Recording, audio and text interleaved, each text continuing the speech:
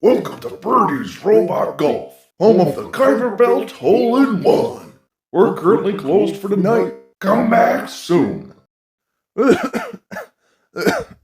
Oh man, I've been wanting to do that opening for a long time, but trying to imitate Monty Gator's voice takes a lot out of my vocal cords. Whew. Hey, little guy. Anyways, hello everybody. Welcome back to Rogue Robot Reviews. For today's video, I have a question for you all. Are you at all into golfing? I mean, I personally have never actually gone golfing myself. I mean, I've done mini golf, aka putt-putt, plenty of times with friends and family, but that's about it, really. Either way, I'm very keen on discussing this little fella with you all today, as here comes the golfing robot swinging into action. Get it? Swinging, like it's what you do with your club to hit the ball when... Okay, I'll stop. So grab yourself your favorite golf club, keep your feet closely together, and... Remember to square your shoulders, Jerry! As it is finally time we discuss Birdie the Golfbot.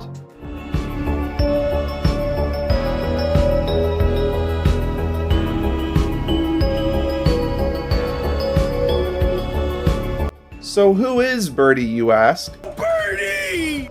Birdie is a golf caddy bot that operates on by and large's Axiom ship from Wally. His whole job is to essentially act as a sort of companion or golf club handler while you're playing the game, or maybe even serve as a sort of competitor to play against. He may also have the ability to provide golf lessons to inexperienced passengers, as he would be programmed with all the knowledge and understanding of the rules, strategies, terms, and tips on golfing. Which is important, of course. You wouldn't want this robot to just dawdle around, not knowing what it's supposed to do, and instead smashes windows and stuff with its club. Maybe that's why we have the reject bot after all, but let's not get ahead of ourselves. As for what class of robots he's a member of, obviously he belongs in a security group, duh. In all seriousness, he's a member of the sport class of robots.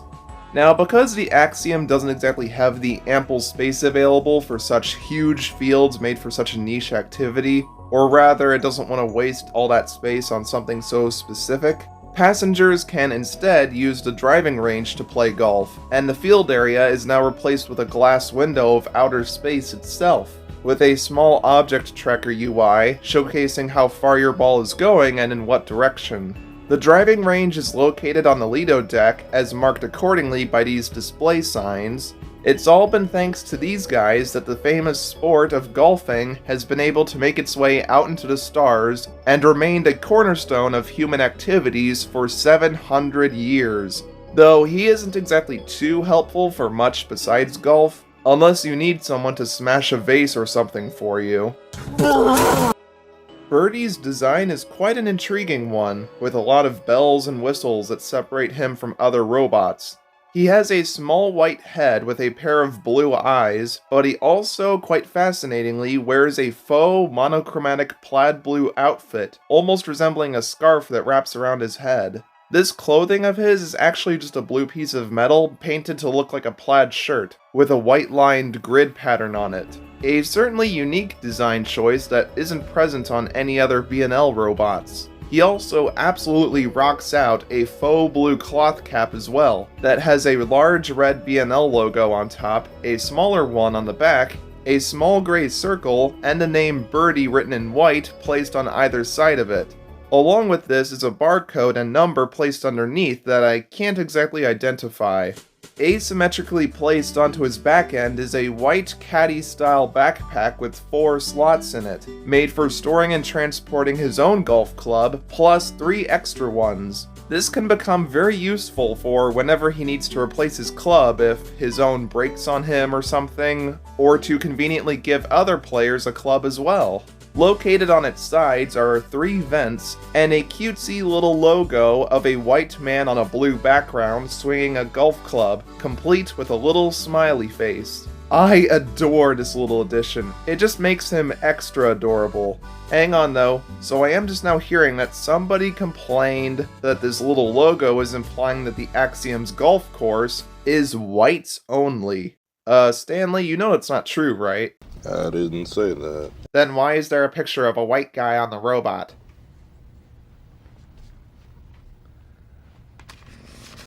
Okay, moving on from all that. Stemming from underneath his head is the base piece for his singular arm made for swinging his club. There is a faint B&L logo embossed into the left side of the piece, and on the right side is the elevation track for the shoulder of his arm. This then leads to a black extension, a sort of elbow joint, another black extension holding a wrist-like hinge joint, all ending in his iconic golf club.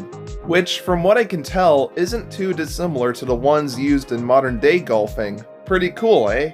There's a lot of articulation present here, which is vital for allowing him to swing his club, and despite it not seeming like it at first, his arm does have the dexterity and flexibility to reach for his backpack, letting him grab hold of and swap out his golf clubs. I love that bit of functionality to him. His design is so well thought out, and far more personalized than those of most other Wall-E droids. It's one of the few to have clothing, or rather artificial clothing, making him look radically different from anything else aboard the Axiom while not straying too far from the established robot art style. It's brimming with detail and aesthetically matches his golf-themed occupation perfectly. It was perfect. Perfect. Everything, down to the last minute details. I'd even go as far as to say that it's a contender for being among the best character designs we've analyzed in this series so far. And that's saying quite a lot now, isn't it? Here's a little fun fact for you. Every time right before this guy swings, he shouts one pre-recorded word. Four! The word 4 is what golfers shout to alert others to prevent them from getting struck when their ball has been launched into the air. Though who or even what provided this voice line for him is currently unknown. I also want to bring up his name, B-I-R-D-E, Birdie, which is not a reference to the feathered animals, but a pun on the word birdie. Birdie is a term in golf that refers to getting the ball in the hole a stroke before par. However, you should probably ask more of a golf expert than me on this type of subject. But still, fun facts all around. Most people, like myself, tend to associate Birdie quite closely with another character, Serve the tennis bot. And understandably so. They're both sport-themed robots on the Axiom, so it only makes sense to contrast them and pair them up. And not only that, but they're the only sport bots that we see in the film at all, appealing to two different types of people, golf fans and tennis fans, and those who are a fan of both. Let's get an F in the chat for those who liked bowling or basketball at this time. I'm so sorry. I did a whole video covering Serve a while ago, so go check that out if you're curious. Oh, and for those of you who wanted to ask, yes, the golf balls that everyone uses here in Wall-E are indeed virtual. They are projected fabrications giving off the illusion of a ball, unlike the actually real physical tennis balls of Serve. And we know this because, 1, after all these years of striking those balls, wouldn't those windows have been heavily cracked by now? And 2, a couple of lines confirm such. I have it all morning, so let's hover over to the driving range and hit a few virtual balls into space. Nah, we did that yesterday. I don't want to do that. Experience the thrills of playing customized sport bots in the B&L virtual arena. Boom, done, case closed. And now we can move on to where we can see a birdie in the movie. In the film's opening sequence on Earth, Wall-E activates this holographic advertisement video for the Axiom, which shows off the various amenities the ship has to offer, of which include sports like golfing. In this clip, a trio of birdie units are seen accompanying several fit humans, launching balls into space and giving us a pretty good frame of reference for the scale of these guys. It also makes him technically one of the first robots we ever see on screen. And much like with the following shot of Sauté, we get a better glimpse of this shot through various Blu-ray feature videos. The next time we see a birdie is aboard the ship during the captain's announcements, where we see a passenger controlling one of them via his hoverchair screen. As is the case with Serve, the humans have become so stagnant in Wall-E that they don't even play the games themselves anymore, just having birdies swing and hit the ball for them. Quite sad, innit? Wow. They don't even golf. Outside of this, we don't really get to see any of them going up and down the robot hallways or anything, likely due to their lower numbers or them being stationed on the Lido deck. That is, with one exception. Our beloved rogue Golfbot, of course. With a red boot attached from his head to his storage rack, the reject Birdie is stationed in Section 4A of the repair ward, a grouping of robots that we haven't actually touched on until now, which is comprised of Birdie himself, 3142, and this big red robot, whose name I believe still remains unknown. It isn't immediately clear what Birdie's malfunction is though. Perhaps he has trouble accurately swinging or maintaining focus. He does commonly repeat the word 4, so maybe that has something to do with it. When Wally arrives at the ward, Birdie is misplaced on the other side of the room from where he should be, which is just par for the course at this point. Though this is fixed in the panning shot right afterwards. The next time we see him, he's comedically dodging the many tennis balls being pelted at him by Serve from across the room, ducking down into his pen and having his club on guard to avoid them. Man, the irony here is immaculate. The golf robot having to be the one to avoid a ton of tennis balls being hurled towards him. Seems like these two have a bit of a rivalry in the works. He can be spotted a couple times from Wally's POV, and then again as he watches the plasma ray pass by in slow motion. He is then set free not long after this, scantily seen hopping about behind the glass, and then cheerfully helps to carry his new friend Wally out of the repair ward, flying straight out of the doors of this place right behind Helmet. After this comes possibly his greatest moment. After he turns the hallway corner while being at the far back of the group, he does a few barrel rolls in the air. Do a barrel roll! It's so quick that you might have not even noticed it until now, but I just love that extra dash of personality given to him. It's the little stuff like this that makes me love these characters so much, and keeps me talking about them at length years after they last appeared. He keeps on wobbling high above everyone, presumably trying to live up to his name. I could only assume that the character with bird in their name would be able to fly just as easily as one. Only for him to come to a screeching halt, hovering high above the crowd in the top right, alongside the winged robot, staring at the Stewart bot standing in his way. We then get a good profile look at him, backing away while brandishing his trusty club. Which, by the way, these things can prove to be very strong weapons if used in combat. You could seriously mangle someone up with one of those things. Show him that big boy. Dude, look at this. This is 7-iron. 7-iron? Let's That go. can hit 70 meters at least. At least. Then suddenly, Eve arrives and Birdie gets his mugshot taken, which is then sent out to be displayed on every screen across the ship. Look at that, Birdie, you've become famous.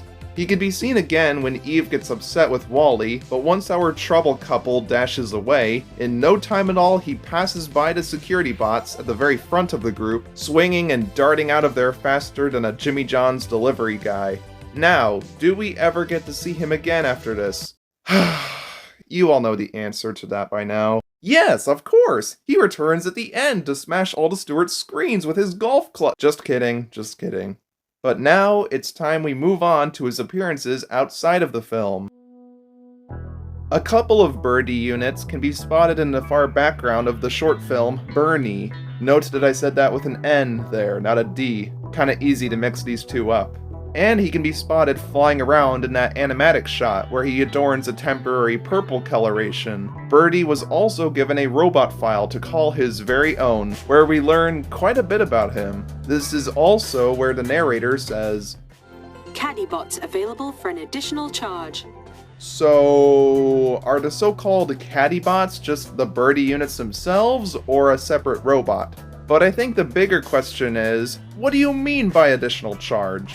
Yeah, this sort of ties into an interesting plot hole in Wall-E, revolving around the question of, is there still an exchange of money going on aboard the Axiom? Or are the passengers just living out life completely rent-free? Because we are all fully aware of the capitalistic nature of By and Large, and we can see signs everywhere on the ship saying things like buy, buy, buy, and consume, consume, consume. But after 700 years of galactic travel and not doing anything, how would the passengers still have any moolah left on them to spend on anything? And furthermore, how would the Axiom still have any stocks of gifts or clothing and whatnot to sell? Well, I have a theory, and it kind of fixes the entire plot hole for me. You see, back during the initially planned 5-year time span for the space cruise, the Axiom was making bank off of its passengers, who were spending whatever money they brought with them for the trip on items that the Axiom had to sell for that period. But once the tours were continued indefinitely, this would all be disregarded. So all of these signs and this little note in the robot file are just an outdated holdover from that time, meaning the passengers can do things like play golf for free. What do I owe you? Nothing. It's for free. Okay, I think I'm going way too far down a rabbit hole with this, so let's just get back to talking about Little Birdie, shall we? Birdie's full body image was in the RoboKit video. I believe he was featured in the background of the Lots of Bots book, and had various Pixar character encyclopedia descriptions made for him. He made a cameo in the Captaining the Axiom video, and was given a special 360-degree showcase in the Fleet of Bots video, complete with graphics on the side displaying how he works. There's even a little strength meter that you would see in like a Wii golf game or something. You know what they say, there's never been a lovelier ninth hole than the one at the Kuiper Belt. Now, coming from me strictly personally, as cool as Birdie undeniably is, he's never really been one of my absolute favorite robots, and I think only now do I understand why that is. There just isn't as much about him that is unknown or mysterious like there is with plenty of other robot characters, such as the Maroon robot, with just about everything involving him being pretty well explained, leaving very little room for speculation.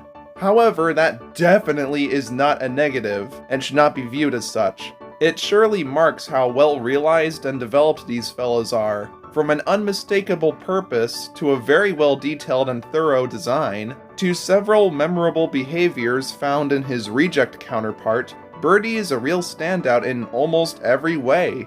I kinda just wish they did even more with him. There's so much potential with this guy. I can imagine, though, he'd visit plenty of golf courses on Earth after the events of the movie. He should come by to my state of Michigan sometime. We have, like, tons of golf courses here. But anyways, as he currently stands, Birdie is a fantastic, chill little robot. One that I wouldn't want to imagine the Axiom not having. And it seems to be that way for many other fans as well, considering the heavy amount of fan art made around him.